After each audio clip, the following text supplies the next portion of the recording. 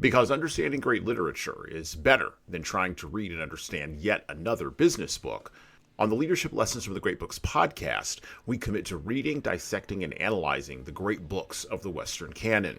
You know, those books, from Jane Austen to Shakespeare, and everything else in between, that you might have fallen asleep trying to read in high school. We do this for our listeners, the owner, the entrepreneur, the manager, or the civic leader who doesn't have the time to read, dissect, analyze, and leverage insights from literature to execute leadership best practices in the confusing and chaotic postmodern world we all now inhabit.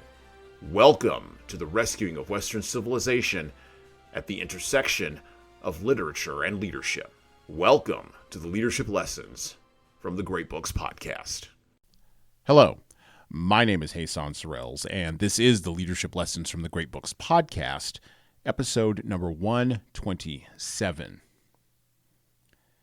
And I quote, "The First World War was a tragic and unnecessary conflict." This is how the author and historian John Keegan opens his book focusing on the history of the First World War, and it is the conclusion we will begin with today on our podcast. Because the First World War, fought between 1914 and 1918, and involving the loss of the lives of over 10 million people and the destruction of the colonial and aristocratic European nation-state, was so influential, it makes sense to cover it almost 110 years later. On this podcast, we have covered books written by American veterans of World War I, including Ernest Hemingway and John Dos Passos. I would encourage you to go back and listen to those episodes. We have also covered the writing of authors who were deeply impacted by the Spanish influenza epidemic of 1918, which killed more people globally, 21 million, than the World War itself. But its impact was dwarfed by the apocalyptic collapse of European civilizational assumptions about morality, mortality, and welfare in the trenches of the Western Front. There are few good books, however, written about the direct soldier's experience in World War I. A Farewell to Arms assumes that the reader understands and can empathize with the horrors of war. Pale Horse, Pale Rider, the short story by Catherine Porter, assumes that the reader understands the gap in the home front from a soldier leaving to go off and die in the trenches of Verdun and the Somme. However, all those books stand in the shadows, or live in the shadows, of the book we are covering today. Addressing the First World War from a cultural, social, and military level, this book was dismissed by John Keegan, as well as the entire National Socialist regime that replaced the corrupt and feckless Weimar Republic that came after World War I in Germany. It is a novel that addresses honestly and forthrightly the tensions between the old European aristocratic assumptions of how warfare should be conducted and the reality of the horrors of warfare at the front itself. This novel takes the measure of those leaders, generals, politicians, and others who led from the rear and finds them to be criminally wanting. Or, as the band Pink Floyd would put it many years later in their seminal song Us and Them from their seminal album The Dark Side of the Moon, and I quote, "Forward he cried from the rear, and the front rank died. The general sat, and the lines on the map moved from side to side." Today on the podcast, we will be reading and pulling from Leadership Lessons for Leaders from All Quiet on the Western Front by Erich Marie Remarque.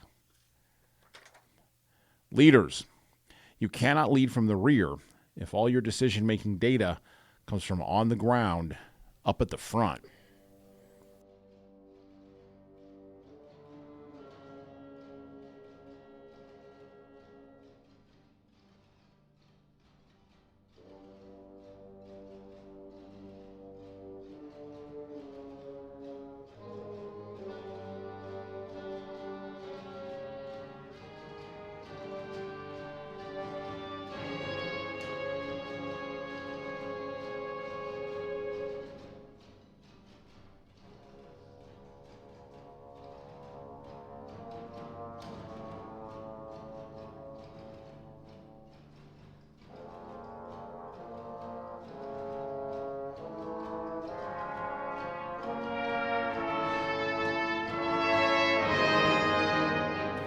And we pick up from All Quiet on the Western Front by Erich Maria Remarque. We're going to open up with my version of this book, translated from the German by A.W. Huyn. By the way, the original German title for All Quiet on the Western Front is Im Westen nichts Neues. I think I'm pronouncing that correctly, although maybe not. And I quote, "We are at rest 5 miles behind the front. Yesterday we were relieved, and now our bellies are full of beef and haricot beans. We are satisfied and at peace. Each man has another mess tin full for the evening, and what is more, there is a double ration of sausage and bread." That puts a man in fine trim. We have not had such luck as this for a long time. The cook with his carroty head is begging us to eat. He beckons with his ladle to everyone that passes and spoons him out a great dollop. He does not see how he can empty his stew pot in time for coffee. Jaden and Mueller have produced 2 wash basins and have had them filled up to the brim as a reserve. In Jaden, this is veracity. In Mueller, it is foresight. Where Jaden puts it all is a mystery, for he is and always will be as thin as a rake. What's more important still is the issue of a double ration of smokes, 10 cigars, 20 cigarettes, and 2 quids of chew per man. Now that is decent. I have exchanged my chewing tobacco with Kaczynski for his cigarettes, which means I have 40 altogether. That's enough for a day. It is true we have no right to this windfall. The Prussian is not so generous. We have only a miscalculation to thank for it. 14 days ago, we had to go up and relieve the front line. It was fairly quiet in our sector, so the quartermaster, who remained in the rear, had requisitioned the usual quantity of rations and provided for the full company of 150 men. But on the last day, an astonishing number of English heavies opened up on us with high explosive, drumming ceaselessly in our position, so that we suffered severely and came back only 80 strong. Last night we moved back and settled down to get a good night's sleep for once. Kaczynski is right when he says it would not be such a bad war if only one could get a little more sleep. In the line, we have next to none, and 14 days is a long time at one stretch. It was noon before the first of us crawled out of our quarters. Half an hour later, every man had his mess tin, and we gathered at the cookhouse, which smelled greasy and nourishing. At the head of the queue, of course, were the hungriest, little Albert Kropp, the clearest thinking among us, and therefore only a lance corporal. Mueller, who still carries his school textbooks with him, dreams of examinations, and during a bombardment mutters propositions in physics. Lear, who wears a full beard and has a preference for the girls from the officers' brothels. He swears that they are obliged by an army order to wear silk chemises and to bathe before entertaining guests of the rank of captain and upwards. And as the fourth, myself, Paul Baumer, and 4 are 19 years of age, and all 4 joined up from the same class as volunteers for the war. Close behind us were our friends. Jaden, a skinny locksmith of our own age, the biggest eater of the company. He sits down to eat as thin as a grasshopper and gets up as big as a bug of the family way. High Westus, of the same age, a peat digger who can easily hold a ration loaf in his hand and say, "Guess what I've got in my fist." Then Dietering, a peasant who thinks of nothing but his farmyard and his wife. And finally, Stanislaus Kaczynski, the leader of our group, shrewd, cunning, and hard-bitten, 40 years of age, with the face of the soil, blue eyes, bent shoulders, and a remarkable nose for dirty weather, good food, and soft jobs. Our gang formed the head of the queue before the cookhouse. We were growing impatient, for the cook paid no attention to us. Finally, Kaczynski called to him, "Say, Heinrich, open up the soup kitchen. Anyone can see the beans are done." He shook his head sleepily. "You must all be there first." Jaden grinned. "We are all here." The sergeant cook still took no notice. "That may do for you," he said, "but where are the others?" "They won't be fed by you today. They're either in the dressing station or pushing up daisies." The cook was quite disconcerted as the facts dawned on him. He was staggered. "And I have cooked for 150 men. Kropp poked him in the ribs. "Then for once we'll have enough. Come on, begin." Suddenly a vision came over Jaden. His sharp, mousy features began to shine. His eyes grew small with cunning. His jaws twitched, and he whispered hoarsely, "Man, then you've got bread for 150 men too, eh?" The sergeant cook nodded absent-minded and bewildered. Jaden seized him by the tunic. "And sausage?" Ginger nodded again. Jaden's chaps quivered. "Tobacco too?" "Yes, everything." Jaden beamed. "What a bean feast! That's all for us. Each man gets, wait a bit, yes, practically 2 issues." Then Ginger stirred himself and said, "That won't do." We got excited and began to crowd around. "Why won't that do, you old carrot?" demanded Kaczynski. "80 man can't have what is meant for 150. We'll soon show you," growled Mueller. "I don't care about the stew, but I can only issue rations for 80 men, persisted Ginger. Kaczynski got angry. "You might be generous for once. You haven't drawn food for 80 men. You've drawn it for the second company." "Good. Let's have it then. We are the second company." We began to jostle the fellow. No one felt kindly toward him, for it was his fault that the food came to us in the line too late and cold. Under shell fire, he wouldn't bring his kitchen up near enough so that our soup carriers had to go much farther than those of the other companies. Now, Bulky of the first company is a much better fellow. He is as fat as a hamster in winter, but he trundles his pots when it comes to that right up to the front line. We were in just the right mood, and there would certainly have been a dust-up if our company commander had not appeared. He informed himself of the dispute and only remarked, "Yes, we did have heavy losses yesterday." He glanced into the Dixie. "The beans look good." Ginger nodded. "Cooked with meat and fat." The lieutenant looked at us. He knew what we were thinking, and he knew many other things, too, because he came to the company as a non-com and was promoted from the ranks. He lifted the lid from the Dixie again and sniffed. Then passing on, he said, "Bring me a plateful. Serve out all the rations. We can do with them." Ginger looked sheepish as Jaden danced around him. "It doesn't cost you anything. Anyone would think the quartermaster's store belonged to him. And now get on with it, you old blubber sticker, and don't you miscount either." "You'd be hanged," spat out Ginger. When things got beyond him, he throws up the sponge altogether. He just goes to pieces. And as if to show that all things were equal to him, of his own free will, he issued an addition half-pound of synthetic honey to each man.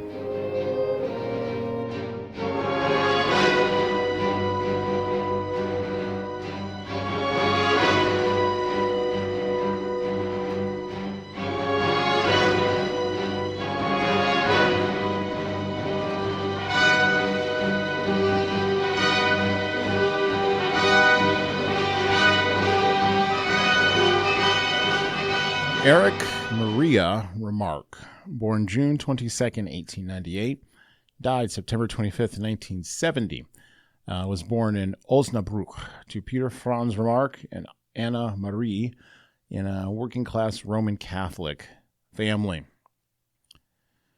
During World War I, Remarque was conscripted into the Imperial German Army at the age of 18. On the 12th of June, 1917, he was transferred to the Western Front, 2nd Company Reserves Field Depot of the 2nd Guards Reserve Division at Hem-Lenglet. After the war, he continued his teacher training and worked from August 1st, 1919, as a primary school teacher in Lohn, at that time in the county of Lingen, now in the county of Bentheim. He worked at a number of different jobs in this phase of his life, including working as a librarian, businessman, journalist, and editor. His first paid writing job was as a technical writer for the Continental Rubber Company, a German tire manufacturer. Remarque had made his first attempts at writing at the age of 16. Among them were essays, poems, and the beginnings of a novel that was finished later and published in 1920 as The Dream Room. All Quiet on the Western Front was published in 1929, although he started writing it in 1927, almost a full 10 years after he had signed up for the Imperial German Army, or was conscripted into it. Remarque was at first unable to find a publisher for All Quiet on the Western Front, and primarily this was because in the 1920s, Germany was ruled by the Weimar Republic, and its texts described the experiences of German soldiers during World War I, and it was considered to be, well, not great. And that's being moderate in my assessment. One of the challenges with All Quiet on the Western Front is the challenge of Erich Maria Remarque, who, by the way, the reason Maria is there is because he had a problem with his father, and he really wanted to honor his mother.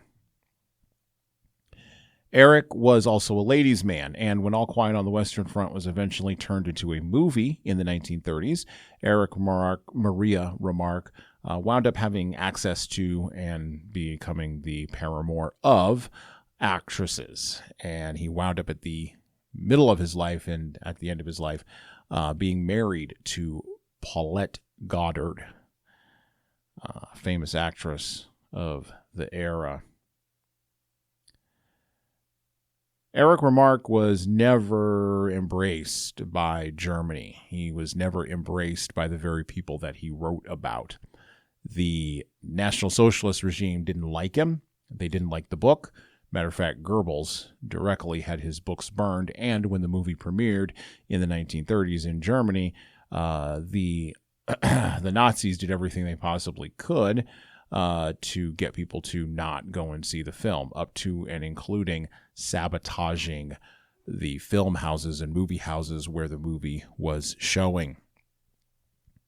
All Quiet on the Western Front is known as and is placed in the pantheon of being one of the greatest war novels of all time. But in reality, All Quiet on the Western Front is an anti-war novel. And that's the thing. See, Erich wasn't writing about things that were happening to him that he thought were great. He was writing about things happening to him that he thought were not great. And the fact of the matter is, he was writing them from a soldier's direct experience. And this direct experience ran counter to the ideas that were being characterized and were eventually turned into legend on the home front after the war, after the death had long since stopped.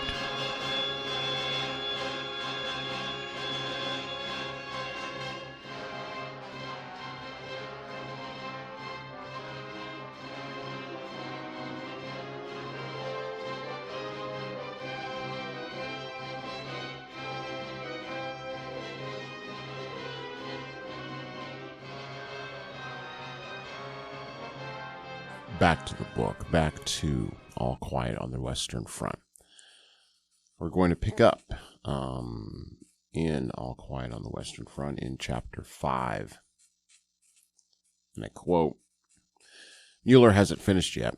He tackles Kropp again. Albert, if you were really at home now, what would you do? Kropp is contented now and more accommodating. How many of us were there in the class exactly? We count up. Out of 20, 7 are dead, 4 wounded, 1 in a madhouse. That makes 12. 3 of them are lieutenants, said Mueller. Do you think they would still let Kantorek sit on them?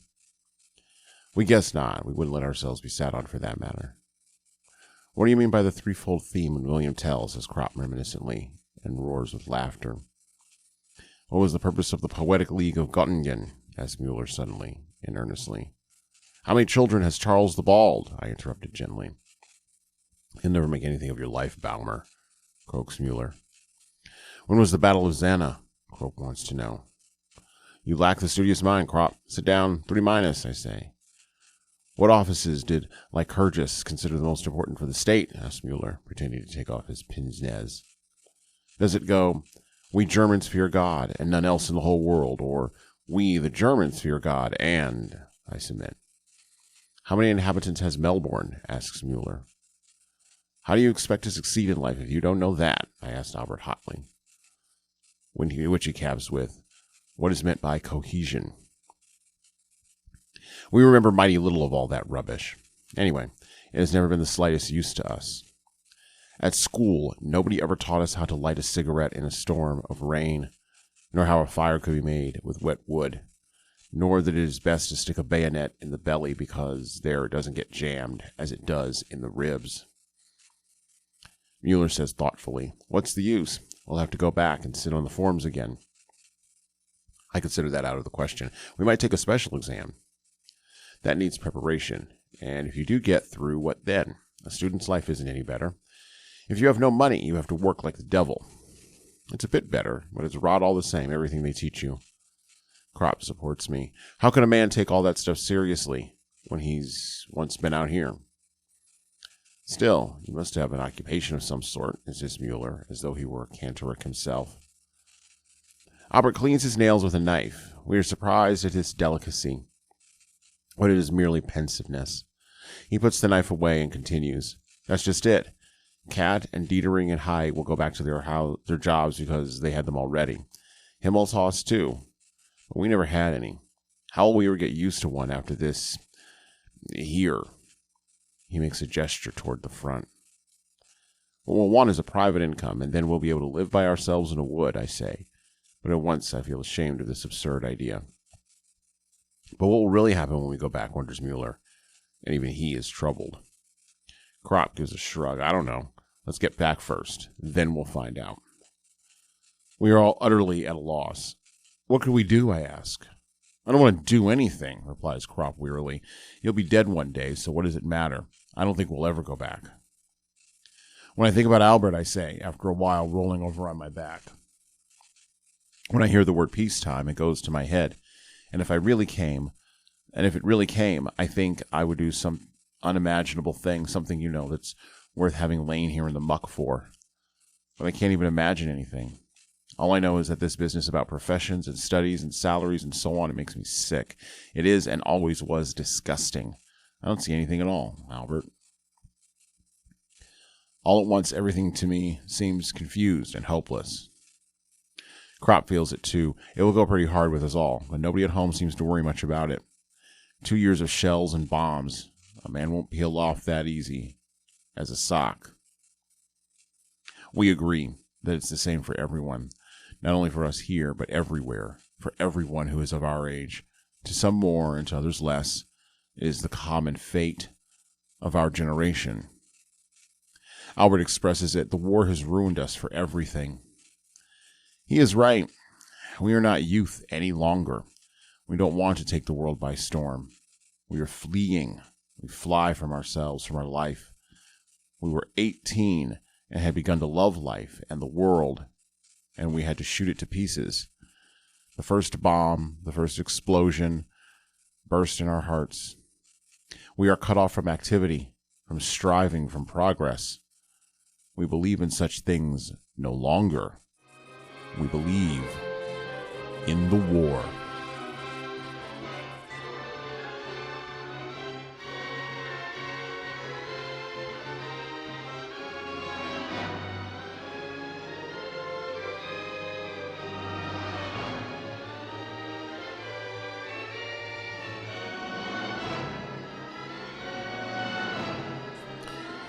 According to John Keegan, the author of the First World War,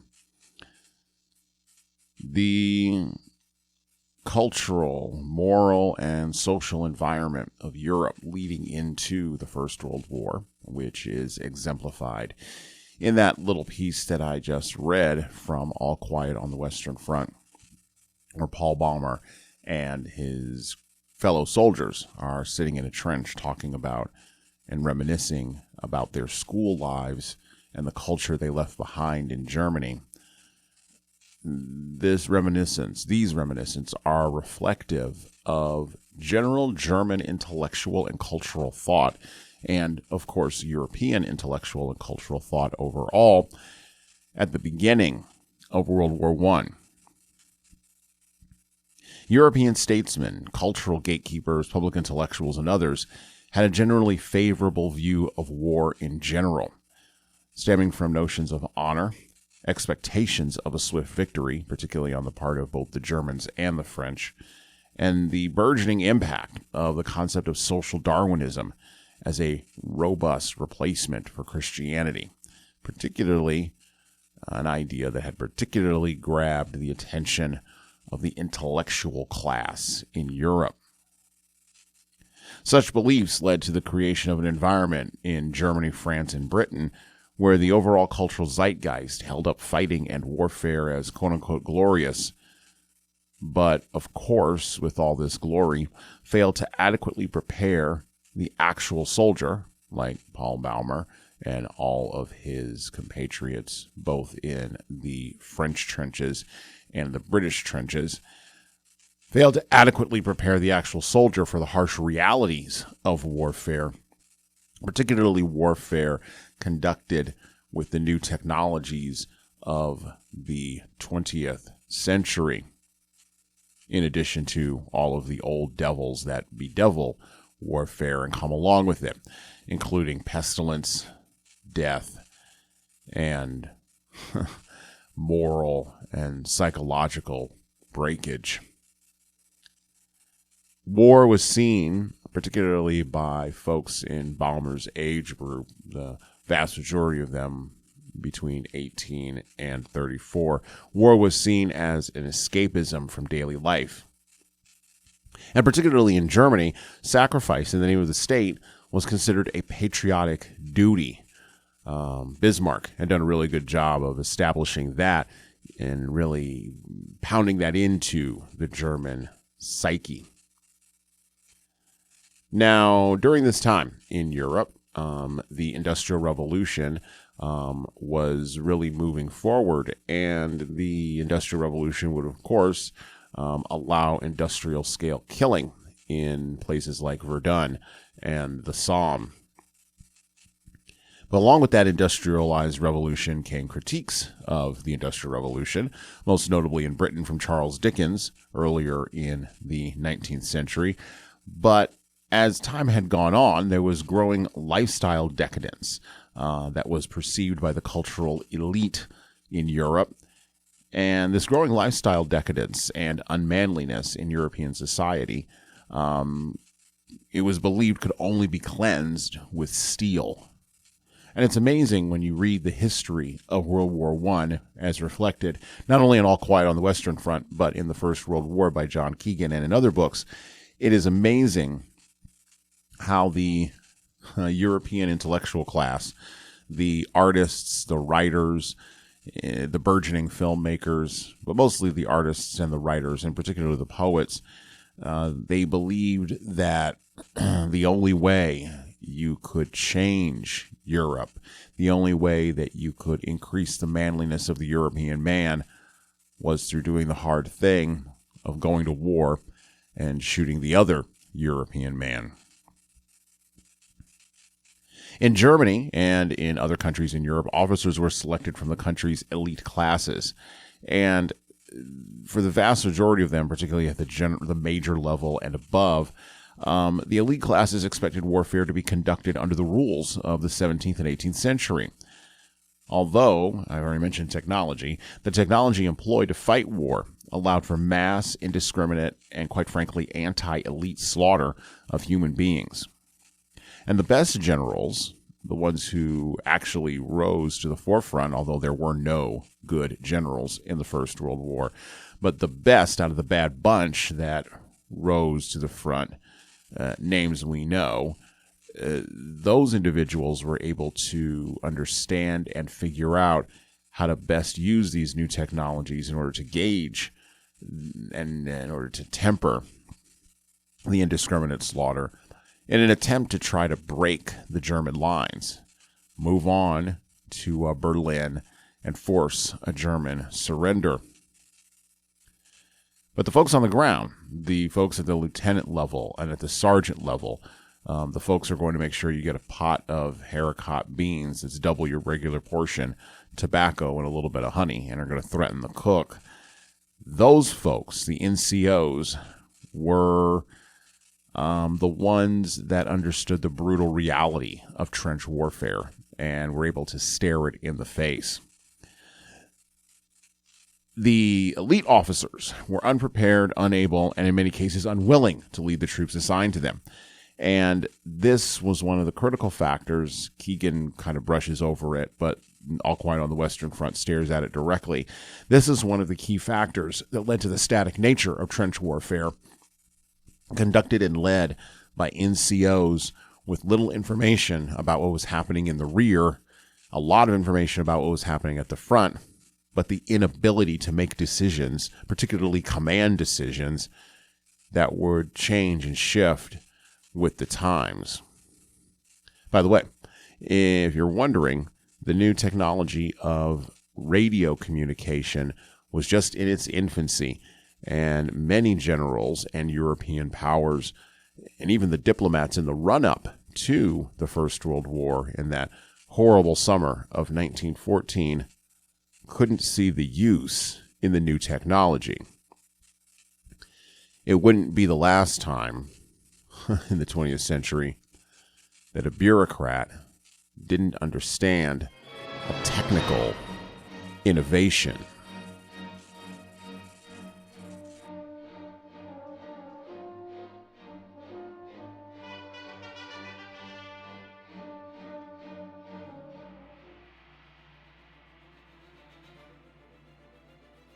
Hello. So I'm going to do some shilling here, and hopefully this will be a pause in our riveting conversation for you. I have an offer for you. My most recent book is 12 Rules for Leaders, The Foundation of Intentional Leadership. It's available in paperback, hardcover, or as an ebook on Amazon, Barnes & Noble, Kobo, and any other place you order books. Now, in this book, I address the 12 leadership areas that I have found leaders need to be the most intentional in to be the type of leader followers actually want to follow.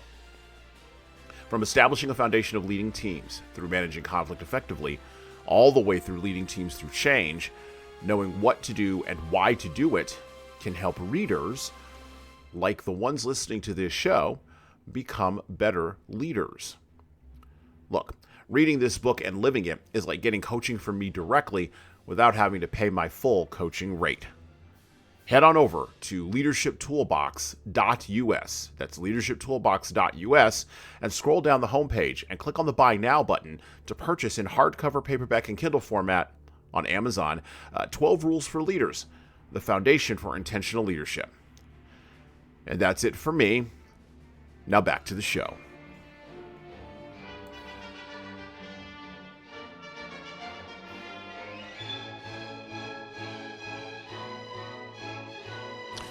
Back to the book, back to All Quiet on the Western Front. We're going to pick up in chapter 6, knee-deep in the middle of a shelling that the soldiers are experiencing in the trenches. And I pick up from the book. Suddenly the shelling begins to pound again. Soon we are sitting up once more with the rigid tenseness of blank anticipation. Attack, counterattack, charge, repulse. These are words, but what things they signify. We have lost a good many men, mostly recruits. Reinforcements have begun again to be sent up to our sector. They are one of the new regiments, composed almost entirely of young fellows, just called up. They have had hardly any training and are sent into the field with only a theoretical knowledge. They do know what a hand grenade is, it is true, but they have very little idea of cover, and what is most important of all, have no eye for it. A fold in the ground has to be quite 18 inches high before one can see it. Although we need reinforcements, the recruits give us almost more trouble than they are worth. They are helpless in this grim fighting area. They fall like flies. Modern trench warfare demands knowledge and experience. A man must have a feeling for the contours of the ground and an ear for the sound and character of the shells, must be able to decide beforehand where they will drop, how they will burst, and how to shelter from them. The young recruits, of course, know none of these things.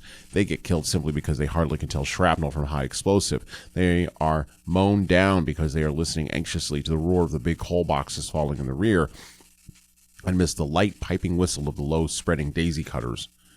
They flock together like sheep instead of scattering, and even the wounded are shot down like hares by the airmen. Their pale turnip faces, their pitiful clenched hands, the fine courage of these poor devils, the desperate charges and attacks made by the poor brave wretches who are so terrified that they dare not cry out loudly, but with battered chests, with torn bellies, arms, and legs only whimper softly for their mothers and cease as soon as one looks at them. Their sharp, downy, dead faces have the awful expressionlessness of dead children. It brings a lump into the throat to see how they go over and run and fall.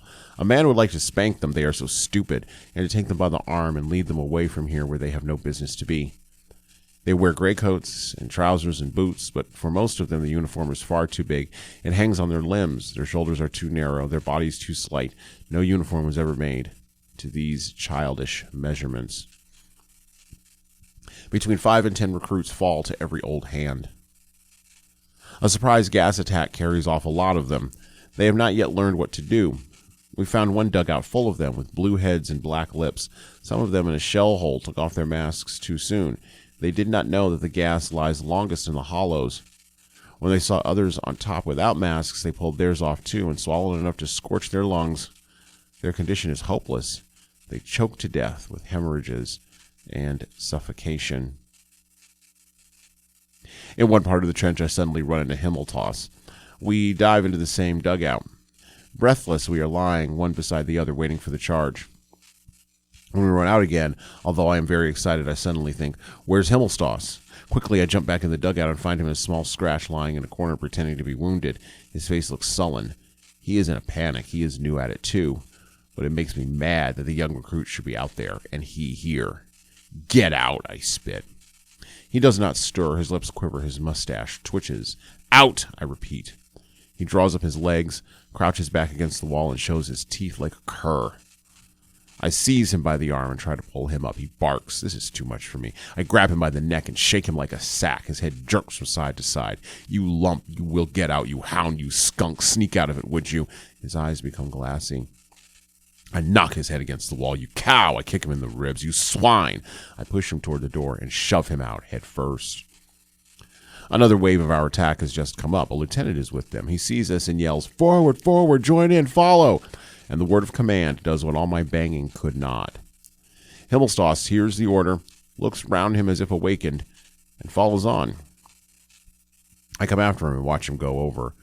Once more, he is the smart Himmelstoss of the parade ground. He has even outstripped the lieutenant, and is far ahead. Bombardment, barrage, curtain fire, mines, gas, tanks, machine guns, hand grenades, words, words, words, where they hold the horror of the world. Our faces are encrusted, our thoughts are devastated, we are weary to death. When the attack comes, we shall have to strike many of the men with our fists to waken them and make them come with us. Our eyes are burnt, our arms are torn, our knees bleed, our elbows are raw. How long has it been? Weeks, months, years, only days. We see time pass in the colorless faces of the dying. We cram food into us.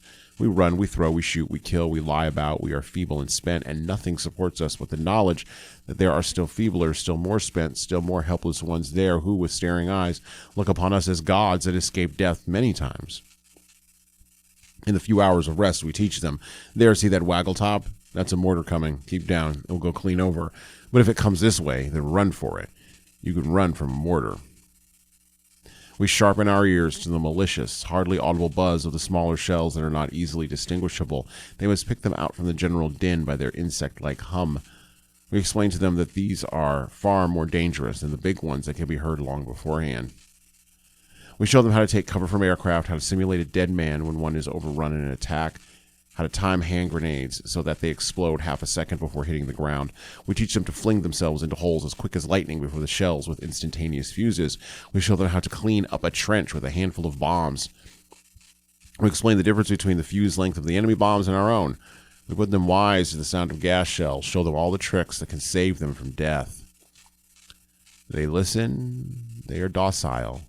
But when it begins again in their excitement, they do everything wrong. High Westus drags off with a great wound in his back, through which the lung pulses at every breath. I can only press his hand. It's all up, Paul, he groans, and he bites his arm because of the pain. We see men living with their skulls blown open. We see soldiers run with their 2 feet cut off. They stagger on their splintered stumps into the next shell hole. A lance corporal crawls 1.5 miles on his hands, dragging his smashed knee after him. Another goes to the dressing station, and over his clasped hands bulge his intestines. We see men without mouths, without jaws, without faces. We find one man who has held the artery of his arm in his teeth for 2 hours in order not to bleed to death. The sun goes down. Night comes. The shells whine. Life is at an end.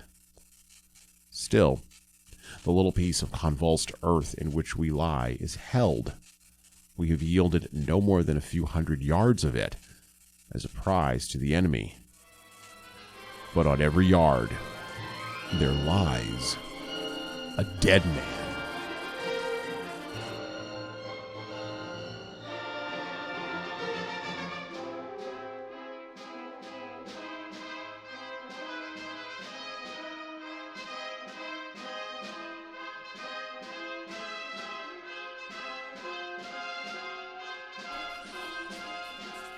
One of the pieces of wisdom that we fail to understand as leaders, whether we are leaders in warfare, leaders at work, leaders in our homes, or even leaders in our communities, one of the fundamental things we fail to understand is that there are, when a conflict begins or a disagreement, people on the other side. And in recording this a couple of days after the most recent election, general election in the United States for president, it's healthy to remind folks that the enemy gets a vote. We don't like that, right? We want to impose our will on others. We want to make them change. We want to make them submit to us. We want to make them do what we want them to do. And yet they want to do the same thing to us. This is what a fight is. When a fight, a conflict, a disagreement, or even just an argument starts, the outcome is not assured, no matter how prepared, confident, or even prideful each party may be. The party that wins the fight or wins the war, quite frankly, if we're going to be honest and rational about what happens in a fight, the party that wins the fight or the war is the party which adapts better to the conditions of the fight itself and the condition of the other fights to be fought after the first battle is concluded. If you are incapable of adjusting or adapting to the conditions, if you keep seeing the ground as being the same as the one you fought on before, if you are unwilling to shift your strategy, shift your thoughts, or shift your approach in a fight of any kind, on any ground, with any enemy, you will lose. People don't like to hear that. One of the massive lessons of World War I, and the reason why it dragged on for 4 years when it probably could have been wrapped up in 2, was that neither party could break the other one using the same old techniques they had always used. And so, Paul Baumer and Himmelstoss and Haidt and all of the others who are mentioned in the book wound up bleeding out their life force in the mud and the muck of trenches in Europe to move mere yards, or even in some cases expended their lifeblood over mere inches. And the reason they did this is because their leaders could see no other way forward than through doing the same things they had always done in the same way they had always done them. And, interestingly enough, expecting a different outcome. Believing in the superiority of your own weapons, your own strategy, your own tactics, your own mindset, or your own philosophies before you strike iron with another person is prideful, driven hubris. But this is what we do, right? We believe we are right. We believe that we own the high ground and that no one else can join us. And so we are shocked and amazed that the enemy might believe that they have the high ground. And by the way, they might have an opinion, and their opinion might not match ours, and they might be willing to go all the way to the wall on it. If you're a leader, the thing to remember is if you're going to set out on a conflict, if you're going to set out on a fight, remember that the enemy gets a vote. And they're not going to stop voting. They're not going to stop casting their ballots. They're not going to stop having an opinion. They're not going to stop with their strategies, their tactics, their techniques, their weapons, their mindsets, their philosophies. They are going to keep going. And they are going to adapt to a new environment if you don't. If you fail to adapt, if you are blinkered, if you are prideful, if your ego is so big you can't make a change, you will lose. The Germans lost World War I. Whether they believed that in the run-up to World War II or not is irrelevant. The Germans lost.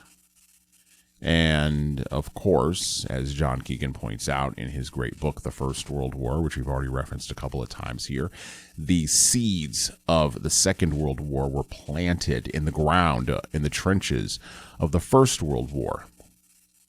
There were many people who fought in the First World War who wound up being players in the Second World War.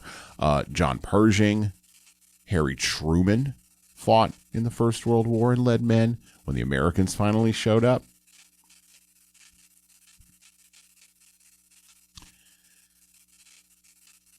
Hitler, the much talked about boogeyman, secular boogeyman of the 20th and now 21st century, was a runner in the First World War.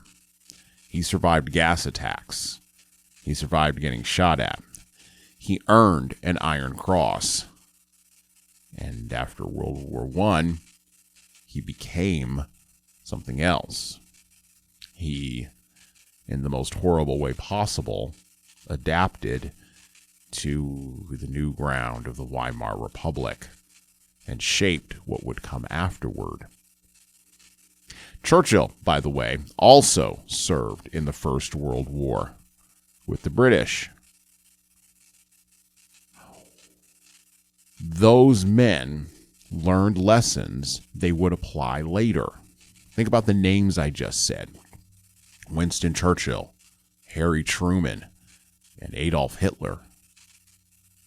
These men fought in a war where they understood at a principled level and at a gut level that the enemy gets a vote.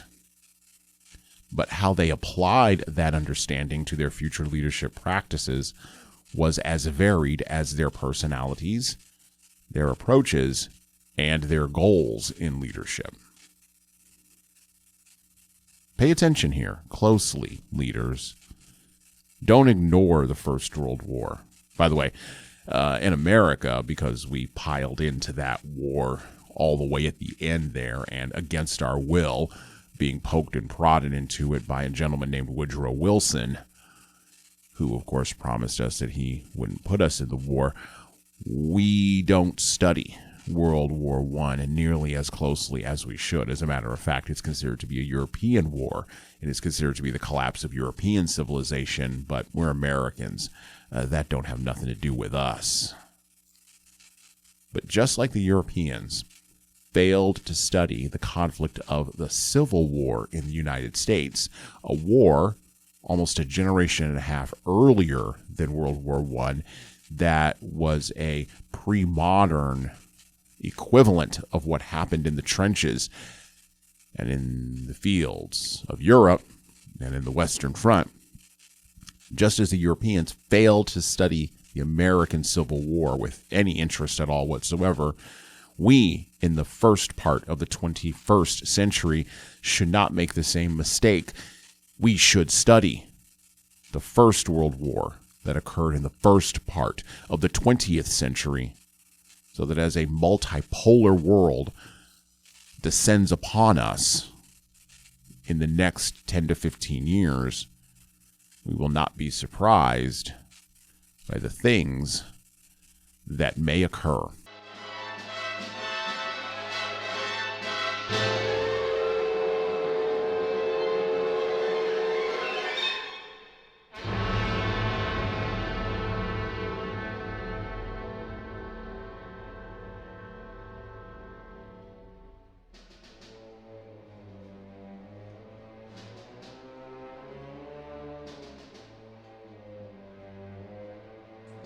As usual this year on the podcast, as we get to the close of 2024 and I think we'll continue this into 2025. We are focusing on what are some solutions to problems that that currently bedevil us in the West in general and in America in particular. What are the solutions? What are some solutions to problems that we can find by reading books like All Quiet on the Western Front, or About Face, or von Clausewitz's On War? What are lessons we can apply from the great books, from Shakespeare, from Moliere, from Solzhenitsyn, and from Hannah Arendt?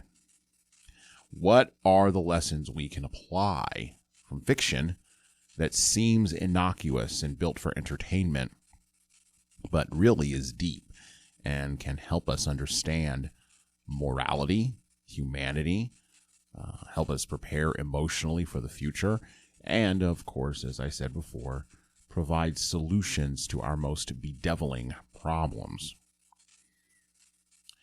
What is the problem, the main problem, that All Quiet on the Western Front presents to us? Well, I would assert that the main problem that is proposed by Erich Maria Remarque in his dramatization of his experiences in the trenches of World War I, fighting for Germany, a country that, because it started World War I, has not ever fully been allowed to explore the impacts of World War I, except as an antecedent to World War II. Marie Remarque was seeking, I think, to solve the problem of how leaders lead without the respect of the people that they are tasked with leading. This is indeed a massive problem, and it is one that still bedevils us in the West today, particularly as we are seeking to get to the other side of the current crisis of competency that we are in the West in general among our leaders, and in America in particular among our political, cultural, and moral class. How do you lead those who don't respect you? How do you lead people who don't give a damn, to be quite blunt, about your status, your title, your money, your salary, your benefits, your hair, your race, your gender? They only give a damn about what you do or what you do not do. And when you fail to act, they fall away from you. And they go find another leader who will do for them what you cannot.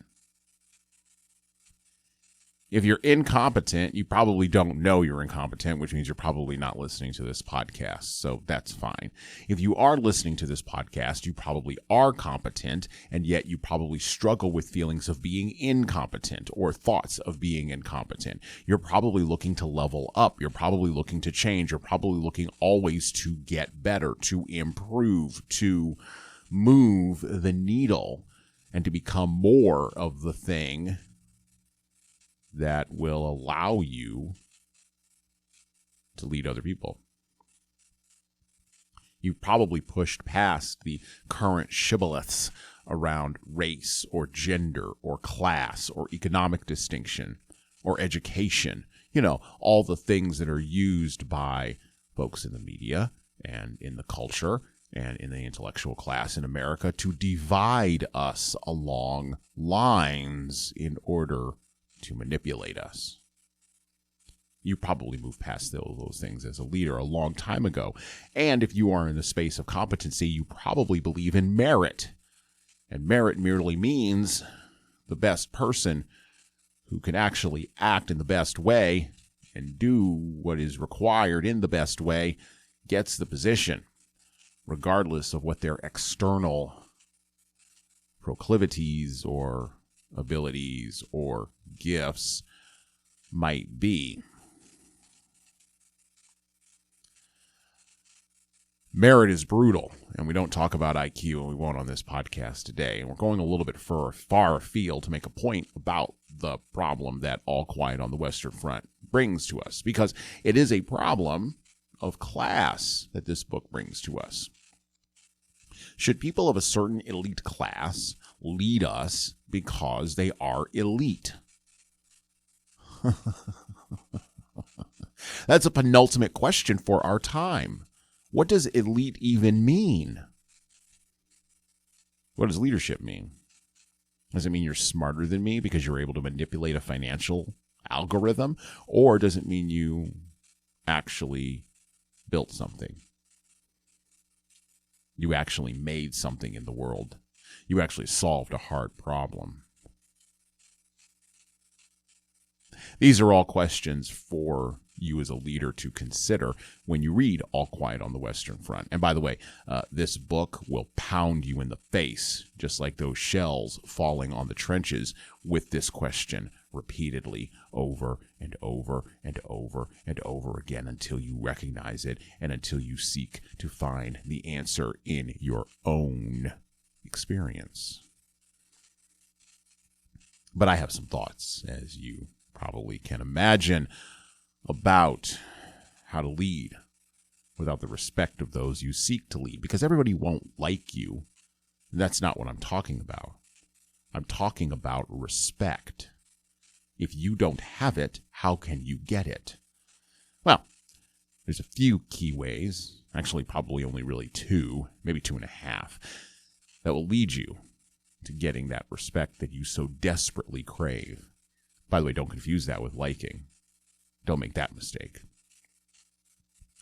One of the things you want to do is you want to watch out for overconfidence based on your past successes. In a battle, in a conflict, in a disagreement, or in a leadership challenge of any kind, past performance is only indicative of a future Dunning-Kruger effect. You know, believing that you're better than your last win. And the opposite of that, believing that you are worse than your last loss. Another thing you might want to consider is this: asserting your will to win over and past another person's resistance, psychological or physical, is a matter of patience, guile, observation of acted out behavior, and an understanding of the results, not only of your actions, but also an understanding and a curiosity about the actions of the enemy. If you lack curiosity about what the other side is doing, you cannot lead the people to battle the other side. Because if you lack curiosity about those folks, guess what? You probably lack curiosity about the motivations of your own people. And that's a real problem. Final point. Gaining respect cannot come from speeches well delivered, fervor well rallied, or manufactured emotions that don't really exist. Gaining respect comes from discipline, hard work, taking on risks that your followers can't or won't take on, and here's a big one: actually enjoying the process. People pick up on that. They know when you like the fight. And as Ronald Reagan infamously said way back in the 70s and 80s, people want to follow a happy warrior. In our time, in our fourth turning, which is rapidly coming to a close, there are a lot of dour warriors in our businesses, in our communities, in our families, and in our churches. But spring is coming. And don't worry, there'll still be wars and conflicts and battles and disputes. Those are natural to human nature. You will still have to fight for love and fight for happiness. But when a secular spring shows up, and it is coming, well, you'll be able to smile and gain the respect of your followers and genuinely connect with them. And Well, that's it for me.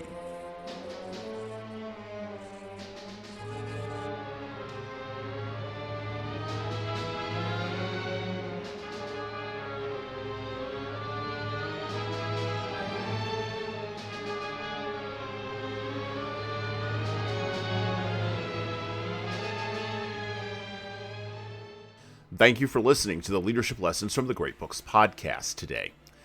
And now that you've made it this far, you should subscribe to the audio version of this show on all the major podcast players, including Apple iTunes, Spotify, YouTube Music, and everywhere else where podcasts are available.